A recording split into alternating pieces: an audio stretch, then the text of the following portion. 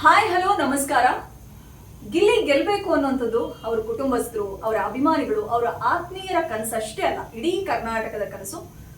ಕಿಚ್ಚನ ಪಂಚಾಯಿತಿನ ನೀವೆಲ್ಲರೂ ನೋಡಿರ್ತೀರಿ. ಗಿಲ್ಲಿ ನೀವು ಗೆಲ್ಲಿ ಅಂತ ಮನಸಾರೆ ಬಾದ್ಶಾ ಕಿಚ್ಚ ಸುದೀಪ್ ಅವರು ಕೂಡ ಅಭಿನಯಿಸಿದ್ದಾರೆ.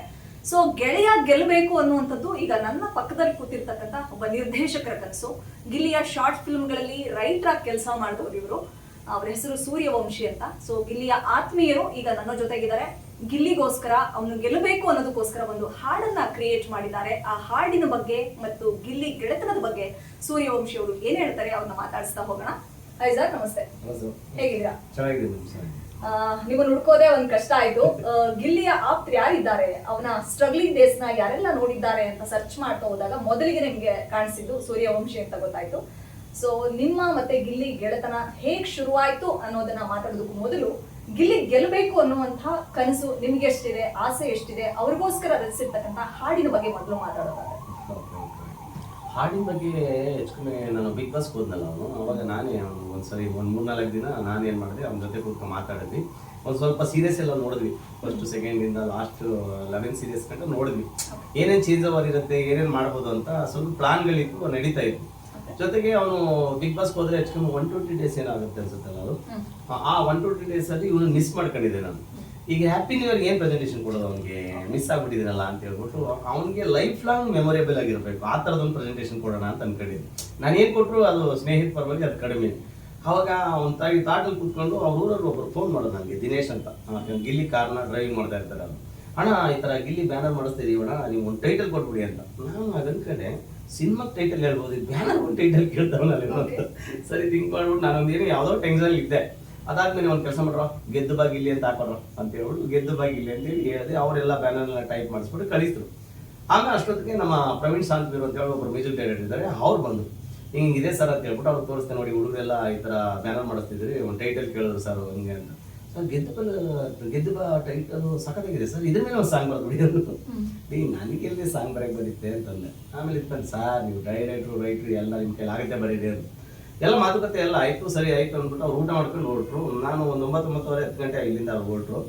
ನಾನು ನಿದ್ರೆನೇ ಬರಲಿಲ್ಲ. ಇವ್ರು ಹೇಳಿದ್ರಲ್ಲ ಮಾಡ್ಬೋದಲ್ಲ ಅಂತ ಹೇಳ್ಬಿಟ್ಟು ಸುಮ್ಮನೆ ಗೆದ್ದು ಬಾಗಿಲ್ಲಿ ಅಂತ ಹೇಳ್ಬಿಟ್ಟು ಮಲ್ಬೇಕಾದ್ರೆ ಸುಮ್ಮನೆ ಕಣ್ಣು ಮುಚ್ಕೊಂಡು ಏನೇನೋ ಒಂದು ಟ್ಯೂನ್ ಹಾಕೊಂಡು ಸುಮ್ಮನೆ ಹಂಗೆ ಗೆದ್ದು ಬಾಗಿಲ್ಲಿ ಗೆದ್ದು ಬಾಗಿಲ್ಲಿ ಎದ್ದು ಬಾಗಿಲ್ಲಿ ನೀ ಎದ್ದು ಬಾಗಿಲ್ಲಿ ಅಂತ ಹಾಕ್ಬಿಟ್ಟು ಗೆಲ್ಲಲೇಬೇಕಿಲ್ಲಿ ಗೆದ್ದು ನೀನು ನಿಲ್ಲಲೇಬೇಕಿಲ್ಲಿ ಅಂತ ಹೇಳ್ಬಿಟ್ಟು ಹಂಗೆ ಬರ್ಕೊಂಡಿದ್ದೆ ಸರ್. ಒಂದು ಪಲ್ಲವಿ ಹಾಗೆ ಇತ್ತು. ಇನ್ನು ಚರಣ ಹುಡುಕ್ಬೇಕಲ್ಲ, ಈ ಚರಣ ಹೆಂಗೆ ಬರುತ್ತೆ ಅಂತ ಹೇಳಿದ್ರೆ ನಾನು ಅಲ್ಲಿವರೆಗೂ ಟ್ರಾವೆಲ್ ಮಾಡಿದ್ದೆ. ಈ 7 years 6 years ಎಲ್ಲ ಒಂದು ಜರ್ನಿಲೇ ಅವ್ನು ಟ್ರಾವೆಲ್ ಮಾಡಿದ್ದೆ. ಯಾವ ಊರು ಯಾವ ತಾಲೂಕು ಎಲ್ಲ ಗೊತ್ತಿತ್ತು ನನಗೆ. ಮಳವಳ್ಳಿ ಅಂತ, ಮಳವಳ್ಳಿ ಮುತ್ತು ನೀನು, ಕನ್ನಡಿಗರ ಸುತ್ತು ನೀನು, ನಿನಗಿರೋ ಗೊತ್ತು ಇಡೀ ಮಂಡ್ಯಗೆ ಗೊತ್ತು, ದಡಪುರದ ಗಂಡು ನೀನು, ದಂಡೆತ್ತಿ ಬಂದೆ ನೀನು ಅಂದ್ಕೊಂಡು ಸುಮ್ಮನೆ ಹಂಗೆ ಬರದೆ ಒಂದಷ್ಟ. ಆಮೇಲೆ ಹಂಗಂಗೆ ಲೈನ್ಗೆಲ್ಲ ಚೆನ್ನಾಗಿ ಇಷ್ಟ ಆಗೋಯ್ತು. ಫುಲ್ ಬರದೇ ಬಿಟ್ಬಿಟ್ಟು ರಾತ್ರಿ 1 ಗಂಟೆ ಅಂತ ಅನ್ಸುತ್ತೆ. ನಾನು ಒಂದು ಫೋಟೋ ಹೊಡೆದ್ಬಿಟ್ಟು ಮ್ಯೂಸಿಕ್ ಡೈರೆಕ್ಟರ್ ವಾಟ್ಸಪ್ ಮಾಡಿದೆ. ಅವ್ರು ಬೆಳಿಗ್ಗೆ ನೋಡ್ಬಿಟ್ಟು ಏನು ಸರ್ ನೀವು ಹೇಳಿದ್ಮೇಲೆ ಇಮಿಡಿಯೇಟ್ ಕಳಿಸ್ಬಿಟ್ರು, ಒಂದೊಂದು ಲೈನ್ ಸಖತ್ತಾಗಿದೆ ಸರ್ ಮಾಡ್ಬೋದು ಅಂತ ಹೇಳ್ಬಿಟ್ಟು ಇಮಿಡಿಯೇಟ್ ಟ್ಯೂನ್ವಾಗಿ ಕಳಿಸ್ಬಿಟ್ರು ಅವ್ರು ನನಗೆ. ಸರಿ ಆಯಿತು ಅಂತ ಹೇಳ್ಬಿಟ್ಟು ನಾನು ಓಕೆ ಅಂತ ಹೇಳ್ಬಿಟ್ಟು ಅದು ಸಾಂಗ್ ರೆಡಿ ಆಯಿತು. ಸಾಂಗ್ ರೆಡಿ ಆದಮೇಲೆ ಇದೊಂದು ಬೇರೆ ರೀತಿ ಪ್ರೆಸೆಂಟೇಷನ್ ಮಾಡಬೇಕಲ್ಲ ಅಂತ ಹೇಳ್ಬಿಟ್ಟು ಕಾದೆ.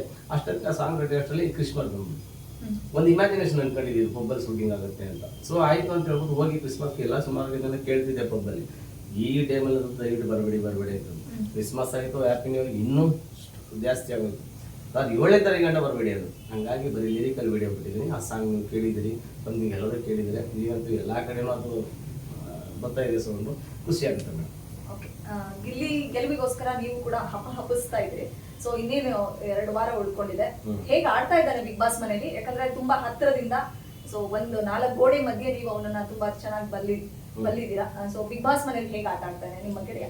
ಮೇಡಮ್ ಬಿಗ್ ಬಾಸ್ ಹೇಗೆ ಆಟ ಆಡ್ತೀರ ಅಂದರೆ ಎಂಟರ್ ಕರ್ನಾಟಕ ನೋಡ್ತಿದ್ದಾರೆ, ನಾನಲ್ಲ. ಎಂಟರ್ ಕರ್ನಾಟಕ ನೋಡ್ತಿದ್ದಾರೆ ಅಂತ ಹೇಳಿದ್ರೆ ಆ ಕರ್ನಾಟಕ ಜನತೆಲ್ಲ ಇಷ್ಟ ಆಗಿದೆ, ನಾನು ಚೆನ್ನಾಗಿ ಆಡ್ತಾ ಇದ್ದೀನಿ ಅಂತ. ಅದಲ್ಲದೆ ಜೊತೆಗೆ ಕಿತ್ತಾಡ ಹೇಳಿದ್ರಲ್ಲ, ನೀನು ಚೆನ್ನಾಗಿ ಆಡ್ತಿದ್ದೀಯ, ಬಿಗ್ ಬಾಸ್ನ ಕರೆಕ್ಟಾಗಿ ಇಲ್ಲಿರೋದ್ರಿಂದ ನೀನು ಚೆನ್ನಾಗಿ ಅರ್ಥ ಮಾಡ್ಕೊಂಡಿದೆ ಅಂತ ಹೇಳಿದ್ಮೇಲೆ ಅವನಿಗೆ ಆ ಥಾಟ್ ಇದೆ, ಆ ನಾಲೆಡ್ಜ್ ಇದೆ, 100% ವಿನ್ ಆಗ್ತಾನೆ madam. Okay, everyday Bigg Boss ನೋಡ್ತಿದ್ದೀರಾ? ನೋಡ್ತಾ ಇರ್ತೀನಿ ಮೇಡಮ್. ನಾನು ಫ್ರೀ ಆಗಿದ್ದಾಗೆಲ್ಲ ನೋಡ್ತಾ ಇರ್ತೀನಿ. ಇತ್ತೀಚೆಗೆ ನಾನು ಸಾಂಗ್ ರೆಕಾರ್ಡಿಂಗು ಸಮಥಿಂಗ್ ಅಲ್ಲಿ ಇಲ್ಲಿ ಹೋಗ್ತಾ ಇರ್ತೀನಿ ಸ್ವಲ್ಪ. ಓಕೆ, ಸುದೀಪ್ ಸರ್ ಹೇಳ್ತಾರೆ ಹಾಕೊಂಡಿರೋದು ಬನಿಯನ್ನೇ ಆದ್ರೂ ಕೂಡ ಬಾಳ್ತಿರೋ ಬಾಳು ರಾಜ್ ಅಂತು ಅಂತ. ಸೊ ಅವ್ನು ಬನಿಯನ್ ಹಾಕೋತಾನೆ, ಸಿಂಪತಿ ಗಿಟ್ಟಿಸ್ಕೊಳ್ತಾನೆ, ಹಳ್ಳಿಯಿಂದ ಬಂದಿದ್ದೀನಿ ಅಂತ ಪೋರ್ಟ್ರೇ ಮಾಡ್ಕೊಂಡು ಜನರ ಅಂದ್ರೆ ಕರ್ನಾಟಕದ ಜನರ ಸಿಂಪತಿ ಗಿಟ್ಟಿಸ್ಕೊಂಡು ಗೆಲ್ಲಬೇಕು ಅನ್ನೋದಕ್ಕೋಸ್ಕರ ಬನಿಯನ್ ಹಾಕೋತಾನೆ ಅಂತ. ಬಟ್ ಗಿಲ್ಲಿಯ ಒಂದು ಬಡತನನ ಅಥವಾ ಶ್ರೀಮಂತಿಕೆನ ಅದೇನು ಅನ್ನೋಂಥದ್ದು ನಿಮ್ಗೆ ಗೊತ್ತು. ಯಾಕೆ ಜಾಸ್ತಿ ಗಿಲ್ಲಿ ಬನಿಯನ್ನ ಚೂಸ್ ಮಾಡ್ತಿದ್ದಾನೆ ಅಂತ ನಿಮ್ಗೆ ಅನ್ಸುತ್ತೆ ಬಿಗ್ ಬಾಸ್ ಒಬ್ಬೊಬ್ರಿಗೆ ಒಂದು ಲೈಫ್ ಸ್ಟೈಲ್ ಇಷ್ಟ ಆಗಿರುತ್ತೆ. ಅವ್ನು ಯಾವತ್ತು ನಾನು ಬಿಗ್ ಬಾಸ್ ಇದ್ದೀನಿ, ನಾನು ಆರ್ಟಿಸ್ಟ್ ಆಗಿದ್ದೀನಿ, ನನ್ನ ಲೈಫ್ ಸ್ಟೈಲ್ ಚೇಂಜ್ ಮಾಡ್ಕೋಬೇಕು, ರಿಚ್ ಆಗಿ ಕಾಣಬೇಕು, ಇದು ಯಾವುದೂ ಇಲ್ಲ ಮೇಡಮ್. ನಾನು ಅನ್ಕೊಂಡಿರೋ ಪ್ರಕಾರ ಹೋಸರಿ ಹನುಮಂತ ಇದ್ರು, ಅವ್ರ ಬ್ರ್ಯಾಂಡ್ ಏನಾಗಿತ್ತು ಪಂಚೆ, ಇವ್ರ ಬ್ರ್ಯಾಂಡ್ ಏನಾಗಿದೆ ಬನ್ನಿ. ಸೊ ನಾನು ಏನು ಕೇಳ್ತೀನಿ ಅಂದರೆ ಗಿಲ್ಲಿಗೆ ನಾನು ಬಂದಿದ್ದೀನಿ, ನಾನು ಸ್ಟಾರ್ ಆಗಿದ್ದೀನಿ, ಇದು ಯಾವುದಿಲ್ಲ ಮೇಡಮ್. ಅವ್ನು ನ್ಯಾಚುರಲ್ ನಟ, ಅವ್ನು ಹೆಂಗೆ ಬೇಕಂಗಿರ್ತಾನೆ. ಬನೀನ್ ಹಾಕೋತೀನಿ ಅಂದ್ರೆ ಬನೀನ್ ಹಾಕೋತಾನೆ, ಒಂದು ಸಮಥಿಂಗ್ ಏನೋ ಬರ್ಮೋಡ ಬರುತ್ತಲ್ಲ ಅದು ಬರ್ಮೋಡ ಹಾಕೋತಾನೆ, ಆರಾಮಾಗಿ ಹೆಂಗೆ ಬೇಕಾಗಿರ್ತಾನೆ, ಅದ್ರ ಬಗ್ಗೆ ತಲೆ ಕೆಡಿಸ್ಕೊಳ್ಳಿಲ್ಲ. ಬಟ್ ಇನ್ನೊಂದು ಏನಾಗುತ್ತೆ ಅಂತ ಹೇಳಿದ್ರೆ ಯಾರಾಗ ಏನೇನು ಕಂಫರ್ಟೇಬಲೋ ಅದನ್ನ ಯೂಸ್ ಮಾಡ್ಕೊತಾರೆ. ಆಮೇಲೆ ಬಡತನ ಅನ್ನೋದು ಸತ್ಯ, ಬಡತನದಿಂದನೇ ಬಂದಿದ್ದಾನೆ. ಬಟ್ ಬಡತನದಲ್ಲಿ ಇದ್ದೀನಿ ನಾನು ಅಂತ ಹೇಳ್ಬಿಟ್ಟು ಯಾವುದೇ ಫೀಲ್ ಇಲ್ಲ. ನನ್ನ ಕೆಲ ಬಡತನ ಮೆಟ್ಟು ನಿಲ್ಬೋದಲ್ಲ ಅನ್ನೋ ತಾಕತ್ ಮಾತ್ರ ಅವ್ನು ಚೆನ್ನಾಗಿದೆ. ಅವ್ನು 100% ಅದನ್ನು ನಿಲ್ತಾನೆ, ಗೆಲ್ದೇ ಗೆಲ್ತಾನೆ. ಗಿಲ್ಲಿ ಮೇಲಿರ್ತಕ್ಕಂಥ ಕಂಪ್ಲೇಂಟ್ಸ್ ಅಂದ್ರೆ ಅಲ್ಲಿನ ಸ್ಪರ್ಧಿಗಳು ಅಂದ್ರೆ ಬರೀ ಕೆಳಗಡೆ ಮಾತಾಡ್ತಾನೆ, ಕೀಳಾಗಿ ನೋಡ್ತಾನೆ, ಒಬ್ಬರನ್ನ ಕೆಳಗಿಟ್ಟು ಮಾತಾಡಿ ಇವನು ಹೈಲೈಟ್ ಆಗೋದಕ್ಕೆ, ಇವನು ಹೀರೋ ಆಗೋದಕ್ಕೆ ನೋಡ್ತಾನೆ ಅಂತ ಅಶ್ವಿನಿ ಅವರಿಂದ ಹಿಡಿದು ಧ್ರುವಂತ್ ಅವರಿಂದ ಹಿಡಿದು ತುಂಬಾ ಜನ ಕಂಪ್ಲೇಂಟ್ ಮಾಡ್ತಾರೆ. ನಿಮ್ಗೆ ಏನ್ ಅನ್ಸುತ್ತೆ? ಆತ ಮಾಡುವಂತ ಕಾಮಿಡಿ ಬೇರೆಯವ್ರನ್ನ ಕೆಳಗಿಟ್ಟು ನೋಡೋ ತರ ಇರುತ್ತಾ ಅಥವಾ ಬರೀ ಮನರಂಜನೆಗೋಸ್ಕರ ಆತರ ಮಾಡ್ತಿದ್ದಾರೆ ಅಂತ? ಇಲ್ಲ ಮೇಡಮ್, ನಾನು ಹೇಳ್ತಿರೋದು ಬಿಗ್ ಬಾಸ್ ಎಲ್ಲ ಕಂಪ್ಲೀಟ್ ಸಹಜ. ಯಾಕಂದ್ರೆ ಅಲ್ಲಿರೋಂಥದ್ದು ಯಾರು ಇರ್ತಾರೋ ಸ್ಪರ್ಧಿಗಳಲ್ಲಿ ಆ ಮನಸ್ಥಿತಿಗಳು ಬರೋದು ಖಂಡಿತ. ಇವ್ನು ಟಾಪ್ ಹೋಗ್ತಾನೆ ಅಥವಾ ಇವ್ನು ಚೆನ್ನಾಗಿ ಮಾತಾಡ್ತಾನೆ, ನಮ್ಗೆ ಆ ಥರ ಕಾಮಿಡಿ ಮಾಡಕ್ ಬರಲ್ಲ. ಯಾಕಂದ್ರೆ ಗಿಲ್ಲಿ ನಟ ಸ್ಪಾಟ್ ಕ್ರಿಯೇಟರ್, ಆ ಸ್ಪಾಟ್ ಕ್ರಿಯೇಟರ್ ನೋಡಿ ನೀವು ಅವ್ನು ಕೊಂಡ್ರು ಕೊಡೋದೇ ಯೋಚನೆ ಮಾಡ್ಬಿಟ್ಟು ಕೊಡಲ್ಲ, ಇಮಿಡಿಯೇಟ್ ಕೊಟ್ಟರೆ ರಪ್ಪಂದ ಕೊಟ್ಬಿಡ್ತಾನೆ. ಯಾಕಂದ್ರೆ ಆ ಕ್ರಿಯೇಟಿವಿಟಿ ಮತ್ತೆ ಆ ಟ್ಯಾಲೆಂಟ್ ಇಲ್ಲ ಅಂತ ಹೇಳಿದ್ರೆ ಆ ಲೆವೆಲ್ ರೀಚ್ ಆಗಕ್ಕೆ ಸಾಧ್ಯನೇ ಇಲ್ಲ. ನಾನು 7 ವರ್ಷದಿಂದ ನೋಡಿದ್ದೀನಿ ಅವನ್ನ. ಯಾಕಂತೇಳಿದ್ರೆ ಇನ್ನೊಂದು ನಾವು ಡೈಲಾಗ್ ಬರೀಬೇಕಾದಾಗ ಅಥವಾ ನಾವು ಯೋಚನೆ ಮಾಡ್ಬೇಕಾದಾಗ ಆ ತಾಟಲ್ಲಿ ಯೋಚನೆ ಮಾಡ್ತಾ ಇದ್ವಿ, ಆ ಖುಷಿ ಆಗುತ್ತೆ. ಈಗ ಅವಂದೇ ನೀವು ಯಾವ ಒಂದು ಫೇಸ್ಬುಕ್ ಓಪನ್ ಮಾಡಿ ಅಥವಾ ಇನ್ಸ್ಟಾಗ್ರಾಮ್ ಓಪನ್ ಮಾಡಿ ಎಲ್ಲ ಕಡೆನೂ ಅದೇ ಅವ್ನು ಪಂಚಿಂಗ್ ಡೈಲಾಗ್ ಬರ್ತದೆ. ಅದನ್ನೆಲ್ಲ ಏನಾದ್ರು ಪ್ರಿಪ್ರೇಷನ್ ಮಾಡ್ಕೊಂಡು ಹೇಳ್ತಾನ, ಆನ್ ಸ್ಪಾಟ್ ಹೇಳ್ತಾರೆ ಅಂದ್ರೆ ಆನ್ ಸ್ಪಾಟ್ ಕ್ರಿಯೇಟರ್ಸ್ ಅವನು. ಹಂಗಾಗಿ ಆ ಟ್ಯಾಲೆಂಟ್ ಇರುತ್ತೆ, ಆ ಲೆವೆಲ್ ರೀಚ್ ಆಗಿದ್ದಾನೆ.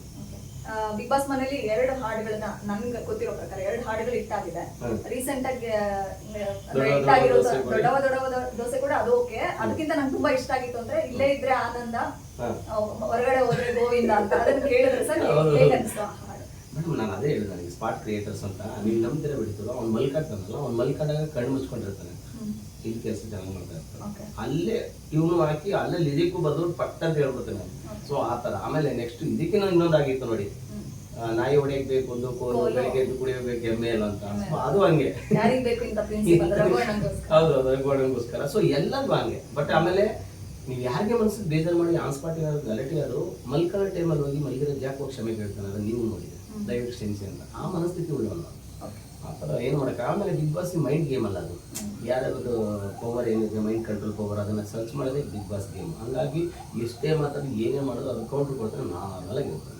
ಗಿಲ್ಲಿ ಸೋಂಬೇರಿ, ಮೈಗಳ ಕೆಲಸ ಮಾಡಲ್ಲ ಅನ್ನೋದು ಅಲ್ಲಿನ ಕಂಪ್ಲೇಂಟ್ಸ್. ನಿಮ್ಮ ಮನೇಲಿ ಇದ್ದಾಗ ನೀವು ಅವರಿಗೆ ಆಶ್ರಯ ಅದನ್ನ ಹೇಗ್ ಬೇಕಾದ್ರೂ ತಗೋಬಹುದು.